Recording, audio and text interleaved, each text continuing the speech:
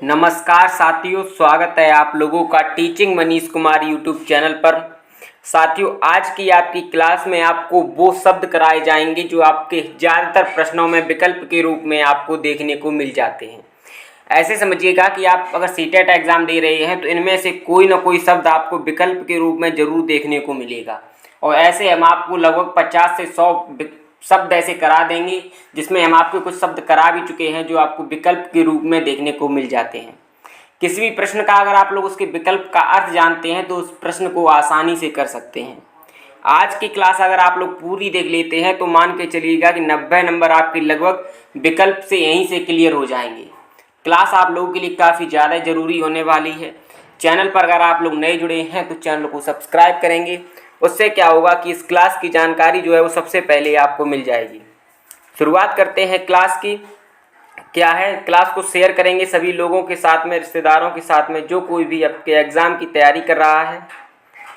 तो पहला शब्द है जो आपके विकल्प के रूप में आपको देखने को मिल जाता है, महारत या निपुणता लक्ष्य क्या होता है। आप देखिएगा कि विकल्प में जब आपका विकल्प का अर्थ पता होगा, ठीक है, तो आप उस प्रश्न को आसानी से कर सकते हैं। लेकिन जब आपको उस विकल्प का अर्थ पता ही नहीं होगा तो आप उस प्रश्न में फंसेंगे। तो महारत या उन्मुख जो होता है, महारत लक्ष्य होता है, वो है क्या। महारत लक्ष्य अपने कौशल और कार्यों की समझ सुधार करने में केंद्रित होता है। मतलब ऐसे समझिएगा कि महारत लक्ष्य जो होता है वो अपने अंदर जो हम चीज़ों का सुधार करते हैं उस पर केंद्रित होता है। वो इस पर केंद्रित नहीं होता कि दूसरों के लिए हम क्या कर सकते हैं, दूसरों के लिए हम किस प्रकार का प्रदर्शन करते हैं।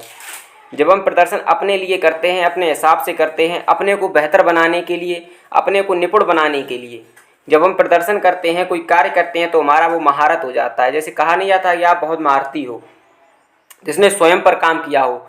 तो महारत लक्ष्य अपने कौशल एवं कार्यों की समझ में सुधार करने पर केंद्रित होता है। ये एक दीर्घकालिक लक्ष्य है। जब आप अपने ऊपर काम करेंगे, अपने जो ज्ञान को बढ़ाएंगे, तो वो एक दीर्घकालिक तक, आप लंबे समय तक उसके बारे में चीज़ों को सीख पाएंगे, जान पाएंगे।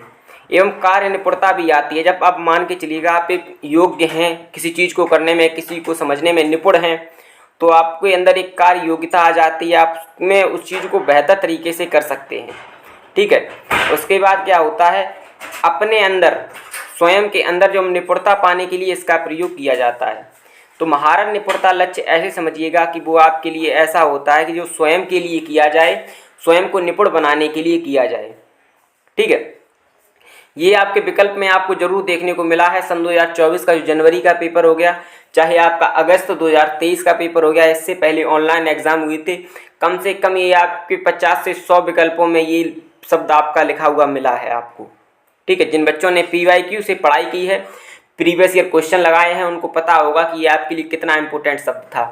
समझ में आ गया कि महारत निपुणता या महारत निपुणता लक्ष्य किसे कहते हैं, कि जो स्वयं के लिए अपने अंदर जो निपुणता पाने के लिए एक तरीके से आंतरिक रूप से जो चीज़ों को बेहतर ज्ञान प्राप्त करने के लिए सीखा जा सकता है, अपने कौशल एवं कार्यों की समझ को बढ़ाने के लिए, उसमें सुधार करने के लिए जो किया जाता है, वो हमारा महारत निपुणता लक्ष्य कहलाता है, ठीक है। अब इसी का एक विपरीत होता है प्रदर्शन निपुणता लक्ष्य। अगर आपको देखिएगा महारत निपुणता लक्ष्य आपके लिए सही है, अगर आपके एग्जाम में वो देखने को मिल जाए तो आप उस पर टिक कर सकते हैं। प्रदर्शन निपुणता लक्ष्य क्या है, उसी का विपरीत अगर आपको महारत लक्ष्य पूछा जाएगा तो उसके विकल्प के रूप में प्रदर्शन निपुणता लक्ष्य भी दिया गया होगा, ठीक है। ये क्या है, तो प्रदर्शन लक्ष्य उच्च ग्रेड पाने एवं बाहरी पुरस्कार पाने पर केंद्रित होता है। ये इस पर केंद्रित होता है कि हम एक बड़ा लक्ष्य प्राप्त कर लेंगे। जैसे अब मान के चलिएगा कि एक क्लास है, उस क्लास में एक बच्चा स्वयं को बेहतर करने के लिए प्रयास कर रहा है, और एक बच्चा जो है क्लास में फर्स्ट आने के लिए, क्लास जो इनाम मिलती है उसको पाने के लिए बहुत मेहनत कर रहा है। वो दूसरों को अपने आप को बेहतर दिखाने की कोशिश कर रहा है। तो जो दूसरों को अपने आप में बेहतर दिखाने की कोशिश करता है, उसके अंदर जो लक्ष्य पाया जाता है वो हमारा पाया जाता है प्रदर्शन निपुणता लक्ष्य, ठीक है। इसमें क्या होता है, इसमें बच्चा दूसरों के लिए प्रदर्शन करता है, मतलब दूसरे हमको बेहतर समझें। ये जो होता है वो अल्पकाल के लिए होता है, दीर्घकाल के लिए नहीं होता। अब मान के चलिएगा किसी, जैसे हम ही हैं, जैसे हम बचपन में छोटे थे तो हम लोगों को ये लगता था कि हम ही सब कुछ हैं, ठीक है, हम जो कर रहे हैं बहुत अच्छा कर रहे हैं, तो इस तरीके से। लेकिन अब जब हम बड़े हुए, जैसे ऐसे समझिएगा कि छोटे थे जब हम लोग, तो हमें खिलौने बहुत अच्छे लगते थे, सबसे अच्छा खिलौना हमारे पास होना चाहिए। जब हम बड़े हुए तो हमें लगता है अरे नहीं यार, खिलौने के लिए क्या करना, जीवन में और भी कुछ बहुत कुछ करना है, ठीक है, उन चीज़ों पर हंसी आती है। तो ये समझिएगा, ये आपका प्रदर्शन कौशल है, ये केवल अल्पकाल के लिए होता है, ठीक है। इसके बाद जिन्हें कर्मचारियों को पूरा करने की अपेक्षा की जाती है, ये दूसरों को इम्प्रेस करने के लिए किया जाता है, ठीक है। इसे दूसरों को इम्प्रेस करने के लिए किया जाता है कि देखिएगा हम कितना बेहतर है, ठीक है। ये आपका प्रदर्शन लक्ष्य हो गया। दोनों ही आपके विकल्प के रूप में आपको काफ़ी ज़्यादा देखने को मिले हैं। सामाजिकरण आपके पेपर 2 में या पेपर 1 में, इससे आपका 1 से 2 प्रश्न आपको जरूर देखने को मिल जाते हैं, चाहे आप सीडीपी में ले लीजिएगा या हिंदी पेडागोजी में ले लीजिएगा। चैनल को अभी तक जिन बच्चों ने सब्सक्राइब नहीं किया है, चैनल को सब्सक्राइब कर लो, क्योंकि आने वाले समय में आपकी वो क्लासें आपको मिलने वाली हैं जिनके लिए आप समझिएगा कि आप बेचैन हैं। एक तरीके से बेहतरीन कंटेंट होने वाला है, और जितनों पिछली क्लासें नहीं देखी हैं देख लीजिएगा। सीटेट का पेपर आपका पूरा का पूरा फंसने वाला है इस बार। पढ़ते हैं आगे क्या है। शेयर जिन्होंने अभी तक नहीं किया है क्लास को शेयर करेंगे सभी दोस्तों के साथ में, ग्रुप पर जहाँ कहीं भी आप लोग शेयर कर सकें, क्योंकि आप लोगों की मेहनत के साथ में ही हम आगे बढ़ेंगे और आपको वो चीज़ कराएंगे जो आपके एग्ज़ाम में आएगी। पढ़ना है तो इस तरीके से पढ़ो जो हमारे पेपर में आए, फालतू की चीज़ें पढ़ने से फ़ायदा ही क्या है, ठीक है। हमने स्वयं अपना एग्ज़ाम निकाला है, तुम्हें पता है कि क्या चीज़ आती है एग्ज़ाम में और किस चीज़ के लिए हमें मेहनत करनी है। देखिएगा, अगर आप लोग विकल्पों से प्रश्नों को करेंगे तो उससे क्या होगा, उसके 2 फायदे हो जाएंगे। एक तो आपका टाइम बचेगा, दूसरा जो प्रश्न की आपको भाषा समझ में नहीं आ रही है वो विकल्पों से आप लोग उसको आसानी से कर लेंगे। जैसे मान के चलिएगा आप सीटेट एग्ज़ाम में काफ़ी ज़्यादा लेंथी भाषा आ रही है, ठीक है। अगर उस प्रश्न की भाषा आपको समझ में नहीं आ रही, लेकिन आप विकल्प का अर्थ जानते हैं, विकल्प को समझ सकते हैं, तो आप उस प्रश्न को कर लेंगे और इससे आपका समय भी बचेगा। इसलिए हम आपको विकल्पों के भी शब्द कराने वाले हैं जो आपके एग्जाम में आते हैं। क्या है समाजीकरण? तो समाजीकरण एक ऐसी प्रक्रिया है जिसमें बालक समाज के साथ अंतःक्रिया करके सीखता है। अंतर नहीं, यहाँ अंता होगा। अंतःक्रिया करके समाज के साथ में जुड़ करके, समाज के लोगों के साथ में जुड़ करके, परिवार के साथ जुड़ करके, विद्यालय के साथ जुड़ कर के जो हम चीज़ों को सीखते हैं वो हमारा समाजीकरण के अंतर्गत आता है। परिवार जो है वो समाजीकरण की प्रथम कारक है। अगर आपको एग्जाम में ये पूछा जाए कि समाजीकरण का प्रथम कारक क्या है, तो वो आपका परिवार है। और ये प्रश्न आपके सीटेट में हर सेट में आया है, हर सेट की बात कर रहा हूँ मैं। इतना ज़्यादा इम्पोर्टेंट है ये आपके लिए कि कम से कम अगर आपके 50 सेट हो चुके हैं अभी तक एग्ज़ाम के, तो उनमें से 50 सेट में ये आपका जरूर आया होगा, ठीक है। उसके बाद समाजीकरण का द्वितीय कारक जो है वो हमारा आस पड़ोस हो गया, विद्यालय हो गया, समुदाय, धर्म और मीडिया जो है वो द्वितीय कारक में आती है। अच्छा, 2 चीज़ें इसमें और आती हैं, एक आती है सक्रिय एजेंसी, एक आती है निष्क्रिय एजेंसी। बात करें अगर सक्रिय एजेंसी की, तो इसका प्रभाव बच्चों के साथ में सीधा सीधा पड़ता है। अब मान के चलिएगा परिवार बच्चों के साथ सीधा जुड़ा हुआ है, विद्यालय बच्चों के साथ सीधा जुड़ा हुआ है, रिश्तेदार बच्चों के साथ में सीधे जुड़े हुए हैं, आस पड़ोस जो है बच्चा जहाँ पर खेलता है, लोगों से बात करता है, जो उसका समाज है वो सीधा जुड़ा हुआ है उससे, ठीक है। जो सीधा जुड़ा हुआ नहीं है, जिससे बच्चों का प्रभाव सीधा नहीं पड़ता है, वो हमारी निष्क्रिय एजेंसी कहलाती है। जैसे बच्चे का पुलिस स्टेशन से कोई संबंध नहीं होता, रेलवे स्टेशन हो गया, हमारा बस स्टेशन हो गया, हमारा पुस्तकालय हो गया। अगर आपका निष्क्रिय एजेंसी पूछे उसमें स्टेशन ध्यान रखिएगा, अगर स्टेशन आएगा तो जो आपका होगा वो आपका होगा निष्क्रिय, ठीक है। और आपको जो बाद बाकी जितने हैं, परिवार हो गया, विद्यालय हो गया, आस पड़ोस हो गया, रिश्तेदार हो गए, वो आपके सभी जो है वो सक्रिय के अंतर्गत आएंगे। समाजीकरण आप लोगों को समझ में आ गया होगा अच्छी तरीके से। क्लास में आपको वो कंटेंट कराया जाएगा जो आपके एग्ज़ाम के लिए काफ़ी ज़्यादा ज़रूरी है। फालतू की चीज़ें पढ़ने से कोई मतलब नहीं है, कोई फ़ायदा नहीं है। अच्छा देखिएगा, ये आपके विकल्प में ऐसे समझिएगा कि हर दूसरे प्रश्न में आपको पेपर में ये ऑप्शन जरूर देखने को मिलेगा रचनात्मक आकलन के बारे में। ये क्या है? तो रचनात्मक आकलन सभी विद्यार्थियों के पूरे सत्र के दौरान किया जाता है। मान के चलिएगा, इसको नहीं पढ़ते, हम अपने हिसाब से समझाते हैं आपको।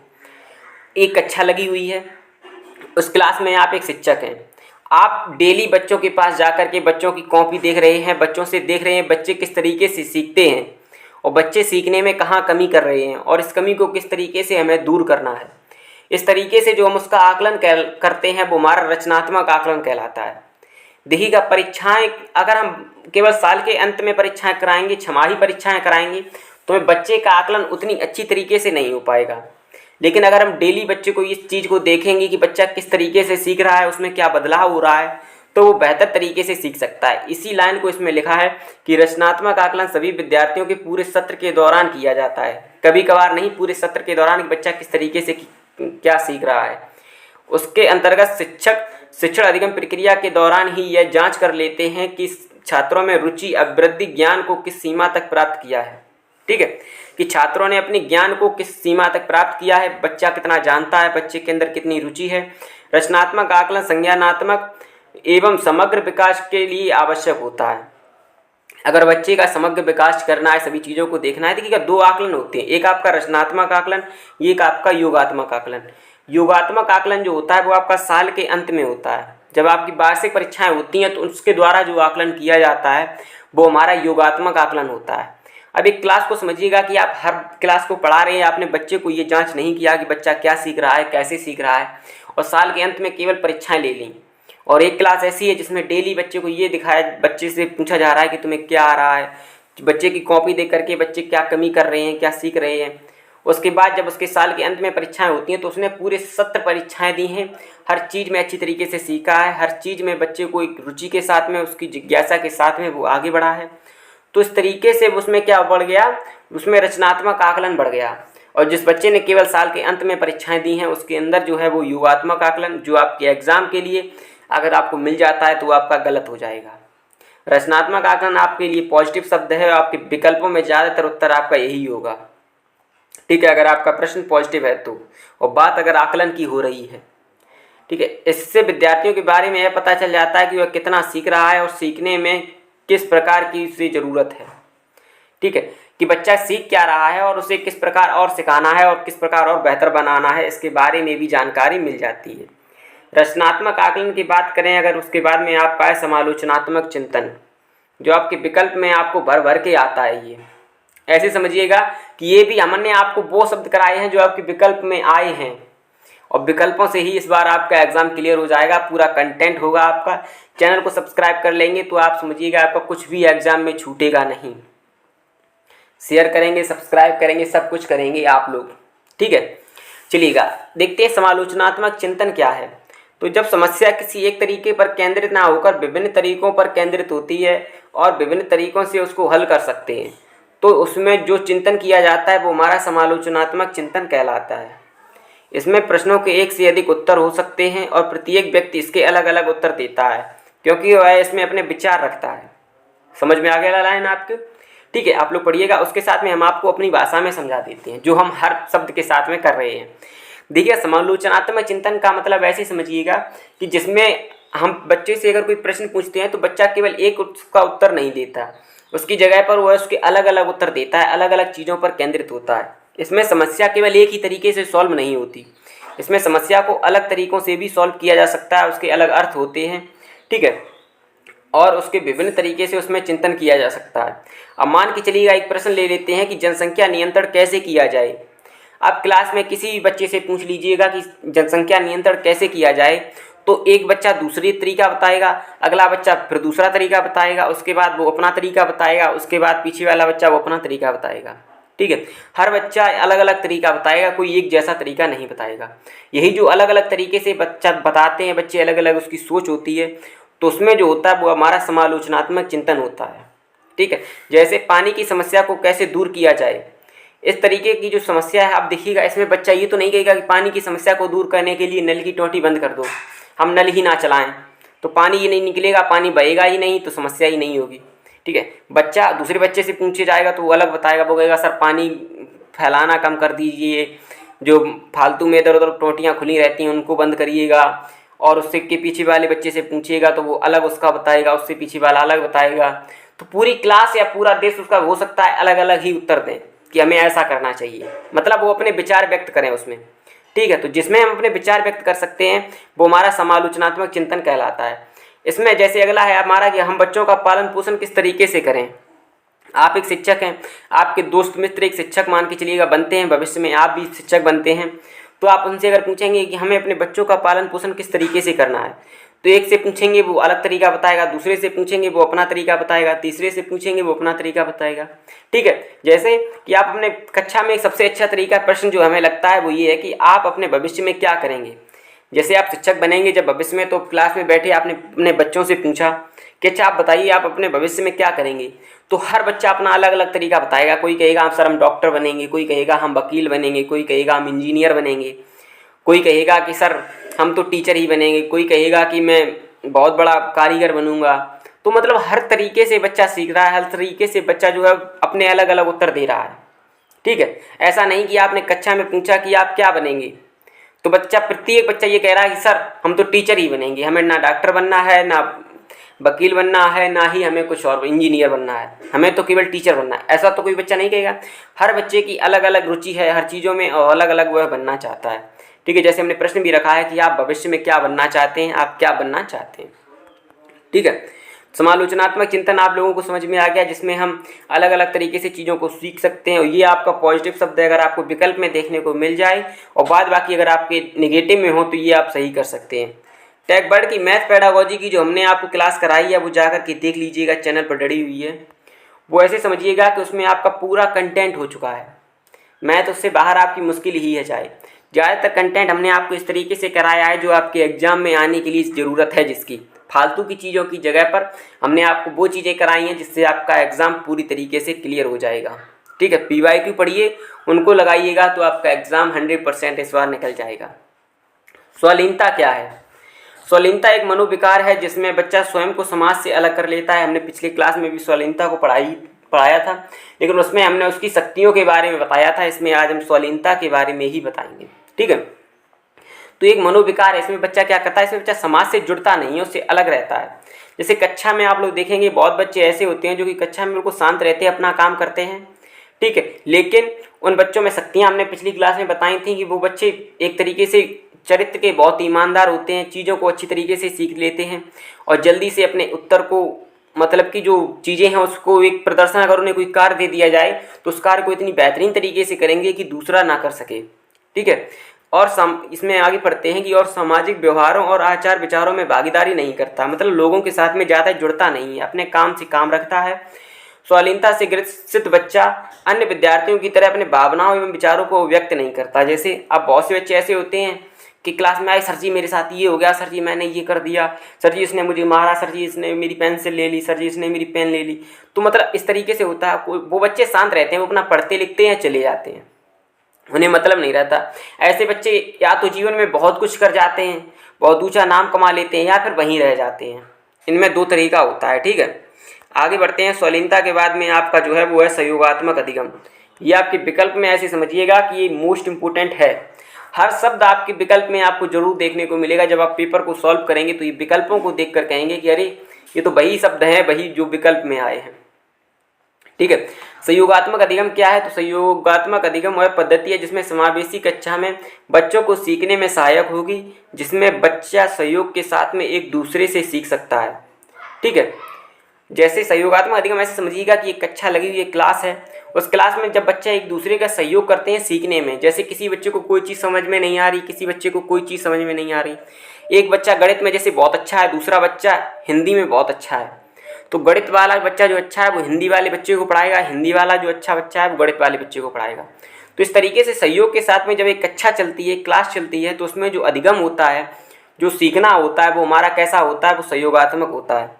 यह समावेशी कक्षा इसलिए क्योंकि इसमें हर बच्चा एक दूसरे का सहयोग करता है। समावेशी कक्षा का मतलब ये है कि उसमें हर तरीके का बच्चा होगा। आपका वंचित वर्ग का भी बच्चा होगा, ठीक है, आपका थोड़ा दृष्टिबाधित बच्चा भी होगा, श्रवण बाधित बच्चा भी होगा, जो सुन नहीं सकता वो भी होगा, देख नहीं सकता वो भी होगा, जो कुछ ज़्यादा बोल नहीं सकता वो बच्चा भी होगा, थोड़ा विकलांग बच्चा भी होगा। ठीक है, तो मतलब पूरी कक्षा में ऐसा होगा कि हर तरीके का माहौल होगा। तो जब उनके सभी के सहयोग के साथ में कक्षा पढ़ाई जाएगी, क्लास को पढ़ाया जाएगा, तो इसमें एक अलग तरीके से सही सीखना होगा, अलग अलग चीज़ों को जानेंगे। यही हमारा सहयोगात्मक अधिगम होगा। इसमें एक शब्द आया समावेशी शिक्षा। समावेशी शिक्षा क्या है? तो समावेशी शिक्षा का तात्पर्य समाज के सभी वर्गों के बच्चों की शिक्षा को मुख्य धारा में समाविष्ट कर उन्हें समान अवसर प्रदान करना है। इतना पढ़ने की जरूरत नहीं है, इतना समझिएगा कि समावेशी शिक्षा का अर्थ ये है कि सभी के लिए समान शिक्षा और सभी के लिए एक प्रकार की शिक्षा। जैसे हम किसी वंचित वर्ग के बच्चे को पढ़ाएंगे उसी तरीके से हम पूरी क्लास को पढ़ाएंगे। ये नहीं कि जो दृष्टिबाधित बच्चे हैं उनके लिए अलग क्लास है, जो श्रवणबाधित बच्चे हैं उनके लिए अलग क्लास है, जो कक्षा में बहुत ज़्यादा होशियार बच्चा है उसके लिए अलग क्लास चल रही है, और जो कक्षा में बहुत कम जानता है उसके लिए अलग क्लास चल रही है। ऐसा नहीं है, हमें सभी लोगों को साथ में मिल करके पढ़ाना है, साथ में क्लास में एक सहयोग के साथ सहयोग की भावना को जन्म देना है। ठीक है, आगे इसमें है कि जब विद्यार्थी सीखने के दौरान एक दूसरे का सहयोग के साथ में सीखते हैं एवं एक दूसरे पर आ रही समस्याओं का समाधान करते हैं तो सहयोगात्मक अधिगम कहलाता है। सही बात है। अब जैसे दृष्टिबाधित बच्चा है जिसे कम दिखाई दे रहा है, उस बच्चे का जब दूसरा बच्चा सहयोग करता है, जैसे मान के चलिएगा कोई बोर्ड पर शब्द लिखा है, अब उससे चश्मे के साथ में भी वो शब्द को नहीं दिख रहा है, तो जब वो बगल वाले बच्चे से उस शब्द के बारे में पूछेगा तो वो बच्चा उस शब्द को बताएगा उसको जिसमें ये लिखा है। तो इस तरीके से क्या होगा, उनमें एक सहयोग की भावना का जन्म होगा। इस तरीके से ही वो सहयोगात्मक अधिगम में आगे बढ़ेगा। ठीक है। क्लास आपकी यहीं तक थी। क्लास आपको कैसी लगी हमें ज़रूर बताइएगा। चैनल पर जो बच्चे नए जुड़े हैं वो चैनल को सब्सक्राइब करेंगे, क्योंकि आने वाले समय में आपकी मोस्ट इम्पोर्टेंट क्लासें होने वाली हैं। जिन बच्चों ने अभी तक पिछली क्लासें जितनी हो चुकी हैं उनको नहीं देखा है तो वो जाकर के पिछली क्लासें भी देखिएगा। वो तो क्लासें आपके लिए बहुत ज़्यादा ज़रूरी होने वाली हैं। आपके एग्ज़ाम में हम आपको वो कंटेंट करा रहे हैं जो आपके एग्ज़ाम में आने वाला है। ठीक है।